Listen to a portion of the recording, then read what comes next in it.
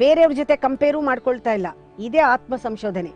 ಯಾವಾಗ ನಾವು ಆತ್ಮ ಸಂಶೋಧನೆಗೆ ತೊಡಗ್ತೀವಿ, ಯಾರೋ ಹೇಳಿದ ನಂಬಿಕೆನ ನಾವು ನಂಬಕ್ ಹೋಗಲ್ಲ, ಬೇರೆಯವ್ರ ಬಗ್ಗೆ ಮಾತಾಡಕ್ಕೂ ಹೋಗಲ್ಲ. ಮೌನದಲ್ಲೇ ಸಾಗುತ್ತೆ ಈ ಒಂದು ಸಂಶಯ ನಮ್ಮ ಒಳಗಡೆ ಹುಟ್ಕೊಂಡ್ರೆ ಸತ್ಯ ಕಂಡುಹಿಡಿಲೇಬೇಕು ಅಂತ. ಇದನ್ನ ನಿಜವಾಗ್ಲೂ ಅಂಡರ್ ಕರೆಂಟ್ ಹೇಳ್ತೀನಿ. ಇದೇ ಆಂದೋಲನ, ಇದೇ ನಿಜವಾದ ಅಧ್ಯಾತ್ಮ ಆಂದೋಲನ. ಇಲ್ಲದೆ ಇರೋದನ್ನ ಅಸ್ಯೂಮ್ ಮಾಡಿ, ಇಲ್ಲದೆ ಇರೋದನ್ನ ಕಲ್ಪನೆ ಮಾಡಿ, ಇಲ್ಲದೆ ಇರೋದ್ರಿಂದ ಮನೋವಿಕಾರಕ್ಕೊಳಪಟ್ಟು ಭಯ ಬರೆಸ್ಕೊಂಡು ದೇವ್ರನ್ನ ಹುಡುಕೊಂಡು ಆತಂಕ ಪಟ್ಕೊಂಡು ದೇವಸ್ಥಾನಕ್ಕೆ ಹೋಗೋ ಬದಲು ನಿಮಗೆ ಅದ್ರ ಬಗ್ಗೆ ಒಂದು ಸಣ್ಣ ಡೌಟ್ ಬಂದ್ರೆ, ಆ ಕಾಯಿಲೆ ಡೌಟ್ ಕಾಯಿಲೆ ಒಳ್ಳೇದು. ನಿಮ್ಗದು ಸುಸ್ತು ಮಾಡತ್ತೆ. ನಿಜವಾಗ್ಲೂ ಸುಳ್ಳು ಇದೆಲ್ಲ ನಂಬಲ್ಲ, ನನ್ನ ದೇವ್ರನ್ನ ನಾನು ಕಂಡ್ಕೊಳ್ತೀನಿ ಅಂದಾಗ ಅವಾಗ ಒಂದ್ ಸ್ವಲ್ಪ ಸುಸ್ತಾಗತ್ತೆ, ಪರವಾಗಿಲ್ಲ. ಸ್ವಲ್ಪ ಫೀವರಿಶ್ ಆಗತ್ತೆ, ಪರವಾಗಿಲ್ಲ. ಒಳಗೆ ಸ್ವಲ್ಪ ನಡ್ಕ ಬರುತ್ತೆ, ಪರವಾಗಿಲ್ಲ. ಆಂಗ್ವಿಶ್ ಒಳ್ಳೇದು, ನೈಟ್ ಮೇರ್ ಒಳ್ಳೇದು. ಇದನ್ನೇ ಅರ್ಜುನನಿಗೆ ಕೃಷ್ಣ ಇದನ್ನ ಸೃಷ್ಟಿ ಮಾಡ್ದ, ಈ ಸ್ಥಿತಿಗೆ ಬರೆಸ್ದ. ಇಲ್ಲಿ ರಿಯಲ್ ಸೀಕಿಂಗ್ ಸ್ಟಾರ್ಟ್ಸ್. ಯಾವಾಗ ನಮ್ಮಲ್ಲಿ ನಿಜವಾಗ್ಲೂ ನನ್ನ ದೇವ್ರನ್ನ ನಾನು ನೋಡ್ಕೋಬೇಕು ಅಂತ ಯಾವಾಗ ಬರುತ್ತೆ, ಯಾರನ್ನೂ ನಂಬದೇ ಇದ್ರೆ, ಯಾವುದನ್ನ ನಂಬಲ್ಲ, ಏನನ್ನೂ ನಂಬಲ್ಲ, ನನ್ನ ದೇವ್ರನ್ನ ನಾನು ಕಂಡ್ಕೊಳ್ತೀನಿ ಅಂತ ಬರುತ್ತಲ್ಲ, ಆಗ ನಿಜವಾದ ಸೀಕಿಂಗ್, ನಿಜವಾದ ಆ ಒಂದು ಅನ್ವೇಷಣೆ ಆಗ ಪ್ರಾರಂಭವಾಗುತ್ತೆ. ನಮ್ಮ ಅನ್ವೇಷಣೆ ಹೇಗಿರ್ಬೇಕು ಅಂದ್ರೆ, ಜನ್ಮಾಂತರದಿಂದ ನಂಬ್ಕೊಂಡ್ ಬಂದ ಬೇರುಗಳೆಲ್ಲ ಸುಮ್ಮನೆ ಕಿತ್ತು ಹೋಗ್ಬೇಕು, ಉರುಳು ಬೀಳ್ಬೇಕು. ಜನ್ಮಾಂತರದಿಂದ ನಂಬ್ಕೊಂಡ್ ಬಂದಿದೀವಿ ನಾವು. ಬೆಟರ್ ಬಿಕಮ್ ನಾಸ್ತಿಕ ರಾದರ್ ದ್ಯಾನ್ ಸೂಡೋ ಆಸ್ತಿಕ ಅಂತ. ನಾಸ್ತಿಕರಾಗೋದೇ ವಾಸಿ. ಈ ಸುಳ್ಳು ಆಸ್ತಿಕತೆ ಅಂದ್ರೆ ಸುಮ್ಮನೆ ನಂಬಿಡೋದು ದೇವ್ರನ್ನ. ಅವ್ರು ಯಾರೋ ಹೇಳಿದಾರೆ ನಂಬಿಡು, ಅದೇನೋ ಆಗತ್ತೆ ಅದ್ ಮಾಡ್ಬಿಡು. ಹಾಗೆ ಮಾಡೋಕ್ಕಿಂತ ಸೂಡೋ ಆಸ್ತಿಕತೆ ಬೇಡ. ನಾಸ್ತಿಕರಾಗಿದ್ರು ವಾಸಿ, ಯಾವತ್ತೋ ಒಂದಿನ ನೀವು ಕಂಡ್ಕೋತೀರ. ಈ ಒಂದು ಸೂಡೋ ಟ್ರಸ್ಟ್ ಇದೆಯಲ್ಲ, ಆ ಸುಳ್ಳು ನಂಬಿಕೆ ಇದೆಯಲ್ಲ, ಅದು ನಮಗೆ ಚಿಕ್ಕ ಮಕ್ಕಳಿಂದ ಅದು ಕೊಟ್ಬಿಟ್ಟಿದ್ದಾರೆ.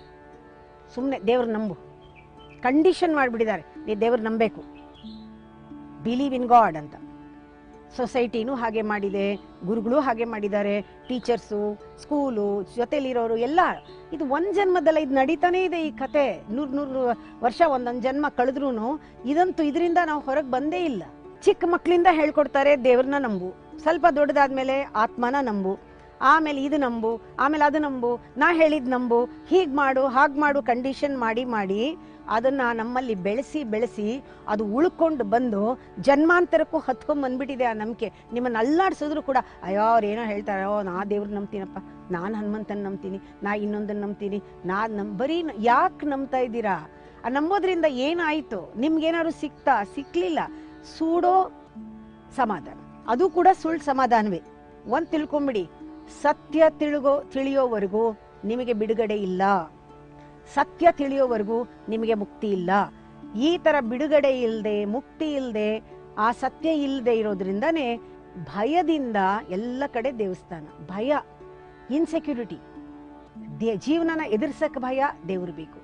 ಆ ಭಯ ಅನ್ನೋದೇನಿದೆ ಅದನ್ನ ಹೋಗ್ಲಾಡ್ಸಕ್ಕೂ ಅಲ್ಲ, ಅದನ್ನ ಮುಚ್ಚಿಡಕ್ಕೆ ದೇವ್ರು. ನಿಮ್ಮ ಭಯವನ್ನೆಲ್ಲ ಸಪ್ರೆಸ್ ಮಾಡಕ್ಕೆ ದೇವ್ರು, ನಿಮ್ಮ ಗಿಲ್ಟನ್ನೆಲ್ಲ ಸಪ್ರೆಸ್ ಮಾಡಕ್ಕೆ ದೇವ್ರು. ಈ ದೇವ್ರು ಅನ್ನೋದು ಬರೀ ವರ್ಡ್ ಅಲ್ಲ. ಎಷ್ಟು ಸತಿ ಹೇಳಿದ್ದೀನಿ, God, God is not a word on the paper, it is not a sound in the air. ದೇವರು ಅಂದಾಗ, ನೀರು ಅಂದಾಗ ಕುಡಿಬೇಕು, ಬಾಯಾರಿಕೆ ಹೋಗುತ್ತೆ. ದೇವರು ಅಂದಾಗ ಸಿಗಬೇಕು, ಮುಕ್ತಿ ಆಗ್ಬೇಕು. ಆ ರೀತಿ ನೀವೇ ಆ ಒಳಗಡೆ ಇರುವಂತಹ ಆ ವಾಯ್ಡ್ ಏನಿದೆ ಅದನ್ನ ದೇವರು ಸ್ವರೂಪದಲ್ಲಿ, ದೇವರ ಅನುಭವದಲ್ಲಿ ತುಂಬಿಸ್ಕೊಳ್ಳಿ. ಇವತ್ತು ಏಕಾದಶಿಯ ವೈಶಿಷ್ಟ್ಯತೆಗಳ ಬಗ್ಗೆ ತಿಳ್ಕೊಂಡ್ವಿ. ಯಾವ ರೀತಿಯಲ್ಲಿ ಪುಷ್ಪಗಳನ್ನ ಅರ್ಪಿಸ್ತಾ ಭಗವಂತನ ಭಕ್ತಿಗೆ ಪಾತ್ರರಾಗಬೇಕು ಅನ್ನೋದನ್ನ ತಿಳ್ಕೊಂಡ್ವಿ. ಹಾಗೆ ಕನ್ಯಾ ರಾಶಿಯವರ ವಿಶೇಷವಾದಂತಹ ಗುಣಲಕ್ಷಣವನ್ನು ಸಹ ಇವತ್ತಿನ ಸಂಚಿಕೆಯಲ್ಲಿ ತಿಳ್ಕೊಂಡ್ವಿ. ಜೊತೆಗೆ ಅಮ್ಮಾರವರಿಂದ ಭಗವದ್ಗೀತಾ ಸಾರದ ಜ್ಞಾನ ಭಂಡಾರವನ್ನು ಕೂಡ ತಿಳ್ಕೊಂಡಿದ್ದೀವಿ. ಇದಿಷ್ಟು ನಿಮ್ಮ ಮನಸ್ಸಿಗೆ ಇಷ್ಟವಾಗಿದೆ, ನಿಮ್ಮ ಮನಸ್ಸಿಗೆ ಮುದ ನೀಡಿದೆ ಅಂತ ಬಯಸ್ತಾ ಇವತ್ತಿನ ಸಂಚಿಕೆಯನ್ನ ಮುಗಿಸ್ತಾ ಇದ್ದೀವಿ. ಮತ್ತೆ ನಿಮ್ಮನ್ನ ಭೇಟಿ ಆಗ್ತೀವಿ ಮುಂದಿನ ಸಂಚಿಕೆಯಲ್ಲಿ. ಅಲ್ಲಿಯವರೆಗೂ ನಮಸ್ಕಾರ.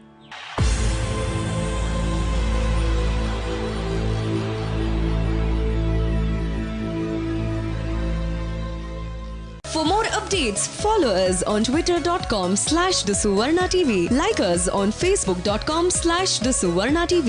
Watch us on youtube.com/suvarna.